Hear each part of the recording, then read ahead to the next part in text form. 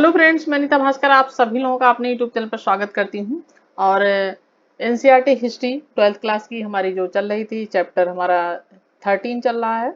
और इसमें हम आज पढ़ेंगे गांधी को समझना। तो महात्मा गांधी और राष्ट्रीय आंदोलन के बारे में हमने भारत छोड़ो आंदोलन आदि हमने पढ़े थे पिछली वीडियो में।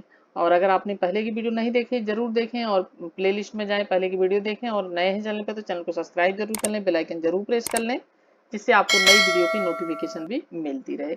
और जो हिस्ट्री के क्वेश्चन आंसर की वीडियो उसे भी जरूर देखें। तो चलिए शुरू करते हैं गांधी को समझना। और हमारे पास बहुत से सारे स्रोत उपलब्ध हैं जिनके जरिए हम गांधी जी के राजनीतिक सफर तथा राष्ट्रीय आंदोलन के इतिहास को सूत्रबद्ध कर सकते हैं।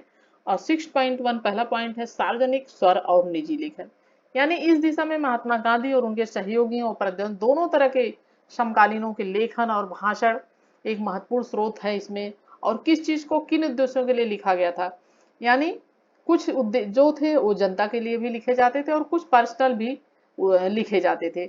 उदाहरण के लिए मान सकते हैं कि भाषणों में हमें किसी व्यक्ति के सार्वजनिक विचारों का सुनने का मौका मिलता है, जबकि उसका जो व्यक्तिगत पत्र होता है, जो व्यक्तिगत लेखन होता है, व्यक्तिगत विचार होते हैं, वो उसके निजी विचारों की जो पत्र होता है वो निजी विचारों को उसके क्या करता है, झलक देता है। इन पत्रों में हम लिखने वाले को अपना गुस्सा, पीड़ा, असंतोष, बेचैनी सभी चीजें उसमें हम देख सकते हैं, आशाएं, हताशाएं, सभी चीजें। और बहुत सारे पत्र व्यक्तियों को लिखे जाते हैं, लेकिन व्यक्तिगत पत्र होते हैं, लेकिन कुछ हद तक वे जनता के लिए भी होते हैं। और उन पत्रों की भाषा इस एहसास से भी तय होती कि संभव है एक दिन उन्हें प्रकाशित भी कर दे, क्योंकि महत्वपूर्ण जो राजनेता थे, नेता थे, उनके विचार अगर उन्होंने पर्सनल भी कुछ लिखा है तो भी वो किसी दिन प्रकाशित हो सकते हैं। तो इन सब बातों का ध्यान रखते हुए पत्र लिखे जाते थे। और क्योंकि किसी भी पत्र को प्रकाशित होने की आशंका के कारण बहुत सारे लोग ऐसे भी थे जो निजी पत्रों में भी थोड़ा सा अपना मत स्वतंत्रता पूर्वक व्यक्त नहीं कर पाते थे। जैसा कि महात्मा गांधी ने हरिजन नामक अपने अखबार में उन पत्रों को प्रकाशित करते थे जिन्हें जो उन्हें लोगों से मिलते थे। नेहरू ने राष्ट्रीय आंदोलन के दौरान उन्हें लिखे गए पत्रों के एक संकलन तैयार किया और उसे a bunch of old letters यानी पुराने पत्रों का पुलिंदा के नाम से प्रकाशित किया था।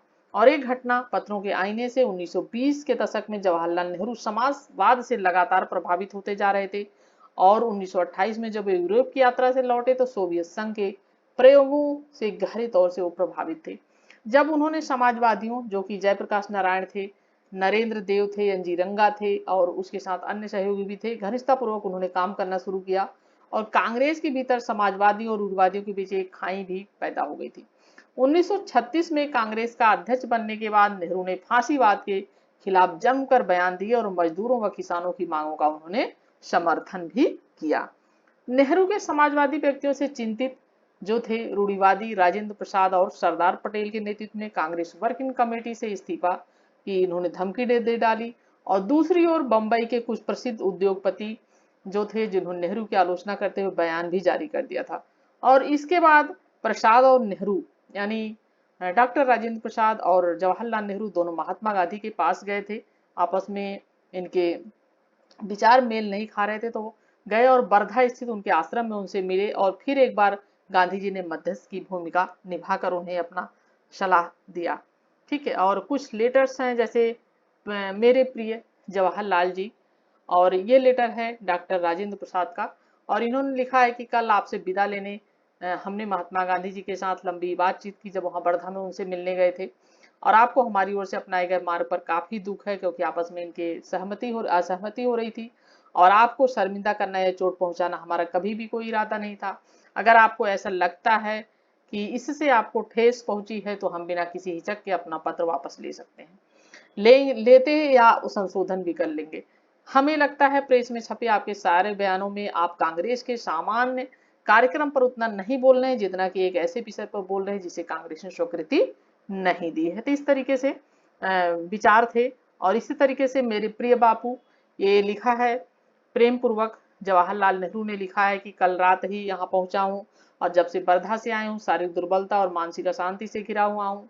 और चीजों को दुरुस्त करने और संकटों टालने में आपने जो कष्ट उठाया उसके लिए मैं आपका आभारी हूँ आदि बातें इन्होंने लिखी। और मैंने राजेंद्र बाबू द्वारा भेजा गया पत्र दोबारा भी पढ़ा है और उन्होंने जो मुझ पर गंभीर आरोप लगाए उन्हें मैंने देखा है। तो इस तरीके से अपने विचार जो है जवाहरलाल नेहरू ने महात्मा गांधी जी को पत्र लिखकर अपना विचार जारी किया था।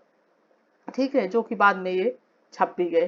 प्रिय जवाहरलाल, ये बापू जी का लेटर है जवाहरलाल नेहरू जी के लिए। तो तुम्हारा पत्र मेरा हृदय छू गया, तुम सबसे ज्यादा ठोस उससे तुम्हें सबसे ज्यादा ठेस महसूस हुई, तथ्य है कि हमारे साथियों के पास तुम्हारे जैसा साहस और बेबाकी नहीं है। तो इन्होंने समझाया है जवाहरलाल नेहरू को, और इस तरीके से उन्होंने अपनी बातें जो है कही है बापूजी ने जवाहरलाल नेहरू के लिए के बारे में। ठीक है। छवि गणना, आत्मकथाएं भी हमें उस अतीत का ब्यौरा देती हैं जो मानवीय विवरणों के हिसाब से काफी समृद्ध होता है। और यहाँ भी हमें इस बात का ध्यान रखना चाहिए कि हम आत्मकथाओं को किस तरह, यानी जो आत्मकथाएं होती हैं हम उन्हें किस तरीके से पढ़ते हैं, उनके हम व्याख्या कैसे करते हैं, उनके बारे में सोचते क्या है। आत्मकथाएं प्राय क्या है, स्मृति के आधार पर लिखी होती हैं, क्योंकि जो हमें याद होगा उसी के आधार पर हम बातें लिखते हैं। उनसे हमें पता चलता है कि लिखने वालों को क्या याद रहा और उसे कौन सी चीजें महत्वपूर्ण दिखाई दी, यानी उसे क्या चीज याद है, जो चीज महत्वपूर्ण लगती है हमें वही चीजें याद रहती हैं, जो हमें इंपॉर्टेंट लगती है हम वही याद रखते हैं। आत्मकथा लिखना अपनी तस्वीर गढ़ने का एक तरीका भी कहा जा सकता है। फलस्वरूप इन विवरणों को पढ़ते हुए हमें वही देखने का प्रयास करना चाहिए, अगर हम उन विवरणों पर लेखक हमें जो नहीं दिखाना चाहता। हमें उन चुप्पियों का भी कारण समझना चाहिए, इच्छित या अनिच्छित ब्रस्मृति के उन कृत्यों को भी हमें समझना चाहिए पुलिस की नजर से। ठीक है, औपनिवेशिक शासक ऐसे तत्वों पर हमेशा कड़ी नजर रखते थे जिन्हें वे अपने विरुद्ध मानते थे। इस लिहाज से सरकारी रिकॉर्ड भी हमारे अध्ययन के लिए एक महत्वपूर्ण स्रोत है, जो सरकारी रिकॉर्ड होते हैं। ठीक है। उस समय पुलिस कर्मियों तथा अन्य अधिकारियों द्वारा लिखे गए पत्र रिपोर्ट गोपनीय होती थी, लेकिन अब ये दस्तावेज अभिलेखागारों में उपलब्ध, पहले जो चीजें गोपनीय होती थी इस तरीके की चीज, लेकिन अब क्या है, ये आदमी कोई भी इसे देख सकता है और ये अभिलेखागारों में जो है वो उपलब्ध होती हैं। आइए ऐसे ही स्रोत को देखें। 20वीं सदी के शुरुआती सालों में गृह विभाग द्वारा तैयार की जाने वाली पाक्षिक रिपोर्ट, जो हर 15 दिन या पखवाड़े में तैयार रिपोर्ट होती थी उसे पाक्षिक कहते थे, और जो सप्ताह भर में होती थी उसे साप्ताहिक कहा जाता था।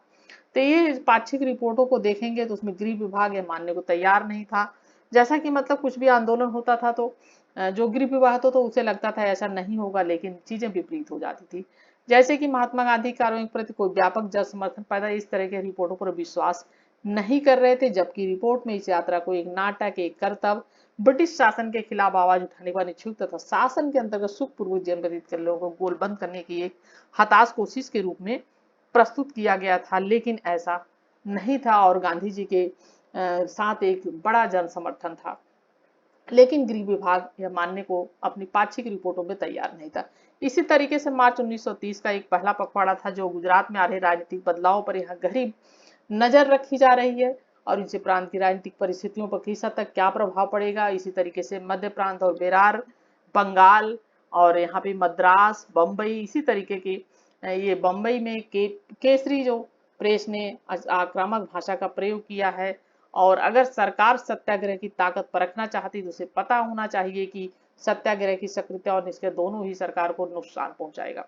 यदि सरकार गांधी जी को गिरफ्तार करती है तो राष्ट्र के कोप का भाजन बनना पड़ेगा, क्योंकि गांधी जी के समर्थन में बहुत बड़ा जन सैलाब उमड़ चुका था।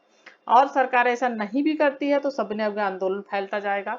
इसलिए हमारा मानना है कि अगर सरकार श्री गांधी को दंडित करती है तो भी राष्ट्र की, यानी दोनों ही बातें क्या था कि आंदोलन के पक्ष में थी। अगर गांधी जी को उस समय अगर उन्हें जेल भेज दिया जाता या उन्हें गिरफ्तार कर लिया तो भी उन्हें जनता माफ नहीं करती अंग्रेजों को, और जनता बेहद बड़ा जन सैलाब था। और अगर इस चीज को वो नहीं भी अगर वो करते हैं और गांधी जी को नहीं तो एक बड़ा जन समर्थन जो है वो आगे आंदोलन बढ़ेगा।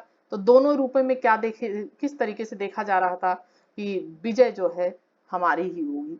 ठीक है। इसी तरीके से फिर देखिए दूसरा पखवाड़ा है बंगाल, संयुक्त प्रांत, बिहार, उड़ीसा, इसी तरीके की चीजें बातें इसमें भी सब लिखी गई हैं जो पाक्षिक रिपोर्टें होती थी। तो पाक्षिक रिपोर्टों को ध्यान से पढ़िए, याद रखिएगा औपनिवेशिक गृह गोपनीय रिपोर्टें के अंश हैं। जो गोपनीय रिपोर्ट है उनका एक तरीके से अंत है, क्योंकि ये सब रिपोर्ट जो होती थी वो गोपनीय होती थी। और अखबारों से देखेंगे अंग्रेजी तथा विभिन्न भारतीय भाषाओं में छपने वाले समकालीन अखबार भी एक महत्वपूर्ण स्रोत, जो महात्मा गांधी गतिविधियों पर नजर रखते थे और उनके बारे में खबरें छापते थे। ये अखबार इस बात का भी संकेत देते हैं कि आम भारतीय उनके बारे में क्या सोचते थे। ठीक है, लेकिन अखबारी ब्यौरों को पूर्वाग्रह से मुक्त नहीं माना जाना चाहिए। और ये अखबार प्रकाशित करने वाले ऐसे लोग थे जिनकी अपनी राजनीतिक सोच और विश्व दृष्टिकोण था, और उनके विचारों से यह तय होता था कि क्या प्रकाशित किया जाएगा, यानी उनके विचार होते थे और कोई पूर्वाग्रह से वो ग्रस्त नहीं होते थे। और इस तरीके से वो हम इन रिपोर्टों को देखना चाहिए हमें, और लेकिन उनके आधार पर नतीजे निकालते हुए खास अहमियत भी बरतनी चाहिए। अखबार के हर वक्तव्य को यथार्थ घटनाक्रम का शब्द से सच ब्यौरा नहीं माना जा सकता। अक्सर उनमें ऐसे अफसरों की आशंकाएं और बेचैनियों की भी झलक मिलती है।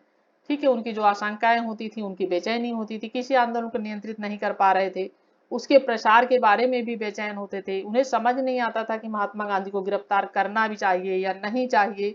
इस तरह की बातों को वे लेकर बेचैन रहते थे। अथवा गिरफ्तारी का क्या परिणाम, अगर हम गिरफ्तार कर लेते हैं गांधी जी को तो उसका क्या परिणाम हो सकता है। औपनिवेशिक सरकार जनता और उसकी गतिविधियों पर कितनी नजर रखती थी, आदि आदि बातें। अपने शासन के आधार के बारे में उसकी चिंता उतनी ही बढ़ती जाती थी। इस तरह के चित्रों से अब प्रदर्शित होता है कि महात्मा गांधी के बारे में लोगों की समझ क्या थी, लोकप्रिय छापों में उन्हें कैसे व्यक्त किया जाता था। राष्ट्रवाद के वृक्ष में महात्मा गांधी केंद्र के रूप में, छाया के रूप में दिख रहे, उनमें चारों ओर से अन्य नेताओं और मनीषियों के चित्र हैं। आप यहाँ पे देख सकते हैं कि गांधी जी हैं और बाकी सब जो महत्वपूर्ण हैं और जो राजनेता है, ये सबके बीच एक घिरे हुए हैं। ठीक है, चारों ओर काल रेखा। महात्मा गांधी दक्षिण अफ्रीका से लौटते हैं कब, 1915 में। 1917 में चंपारण आंदोलन, जो बिहार के चंपारण में तिनकठिया पद्धति के खिलाफ गांधी जी गए थे। 1918 में खेड़ा, गुजरात में किसान आंदोलन, अहमदाबाद में मजदूर आंदोलन। रौलट सत्याग्रह 1919 मार्च अप्रैल। जलियांवाला बाग हत्याकांड 13 अप्रैल 1919। असहयोग आंदोलन और खिलाफत आंदोलन 1921। उसके बाद है 1928 बारदोली में किसान आंदोलन। उसके बाद लाहौर अधिवेशन, दिसंबर में पूर्ण स्वराज्य को कांग्रेस का लक्ष्य घोषित किया गया था 1929 में। ठीक है, लाहौर अधिवेशन हुआ था। और 1930 में सविनय आंदोलन शुरू हो गया, दांडी यात्रा मार्च अप्रैल। उसके बाद गांधी इरविन समझौता हुआ, बहुत महत्वपूर्ण समझौता 1931। ठीक है, ये डेट्स जरूर याद रखें। और दूसरा मार्च गोलमेज सम्मेलन भी 1931 से शुरू हुआ था, दिसंबर। और उसके बाद 1935 में गवर्नमेंट ऑफ इंडिया एक्ट में सीमित प्रतिनिधि सरकार के गठन का आश्वासन। उसके बाद 1939 में कांग्रेस मंत्रिमंडल का त्याग पत्र दे दिया। भारत छोड़ो आंदोलन शुरू हुआ 8 अगस्त 1942 को। ठीक है, पास हुआ और 9 अगस्त को शुरू हो गया था आंदोलन पूरे देश में। भारत छोड़ो आंदोलन, करो या मरो का नारा आदि ये सब चीजें शुरू हो गई थी। 1946 महात्मा गांधी सांप्रदायिक हिंसा को रोकने के लिए नोआखली व अन्य हिंसाग्रस्त इलाकों का दौरा करते हैं। उसके बाद 12th क्लास के जो बच्चे हैं उनके लिए प्रश्न है, और अगर आप IAS का एग्जाम दे रहे हैं और अगर आप मेंस की तैयारी कर रहे हैं तो आपके लिए भी महत्वपूर्ण प्रश्न है ये।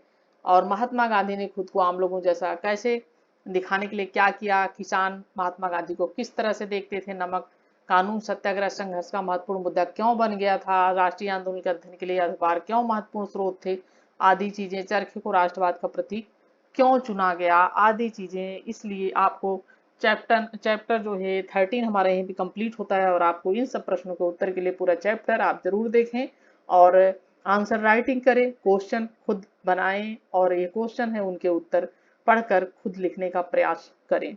ठीक है, और इसी के साथ हमारा ये चैप्टर यहीं पे कंप्लीट होता है, 13 चैप्टर। और नेक्स्ट वीडियो में हम 14 चैप्टर शुरू करेंगे। और आशा करती हूँ कि वीडियो आपको पसंद आई होगी, आपके लिए हेल्पफुल साबित हुई होगी। और फिर से मिलते हैं नेक्स्ट वीडियो में नए लक्ष्य के साथ, नए उद्देश्य के साथ। Thank you for watching video.